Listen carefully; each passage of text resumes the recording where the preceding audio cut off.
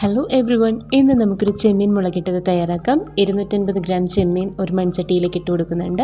അതിലേക്ക് കുടംപുളി 4 പീസ് വെള്ളത്തിൽ കുതിർത്ത് വെച്ചത് വെള്ളത്തോട് കൂടി തന്നെ ചേർത്ത് കൊടുക്കാം. 2 ടീസ്പൂൺ മുളക് പൊടി, 1 ടീസ്പൂൺ മല്ലിപ്പൊടി, 1/2 ടീസ്പൂൺ മഞ്ഞൾപ്പൊടി, ഒരു 1/4 ടീസ്പൂൺ ഉലുവ പൊടിച്ചത്, 1/4 ടീസ്പൂൺ പെരിഞ്ജീരകപ്പൊടി, ഒരു പകുതി തക്കാളി, ഒരു 6 ചെറിയുള്ളി ചതച്ചത്, 1 ഇഞ്ച് വലുപ്പത്തിലുള്ള ഇഞ്ചി ചതച്ചത്, ഒരു 10 വെള്ളുള്ളി ചതച്ചത്, പിന്നെ ആവശ്യത്തിന് ഉപ്പ് എന്നിവ ചേർത്ത് നന്നായി മിക്സ് ചെയ്ത് നമുക്കൊന്ന് അടച്ചു വെച്ച് വേവിക്കാം.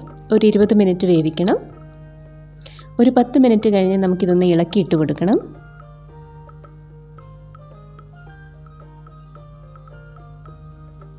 ഇപ്പോൾ 20 മിനിറ്റ് വെന്ത് കഴിഞ്ഞപ്പോഴേക്കും നമ്മുടെ കറിയെല്ലാം നന്നായി കുറുകി വന്നിട്ടുണ്ട്.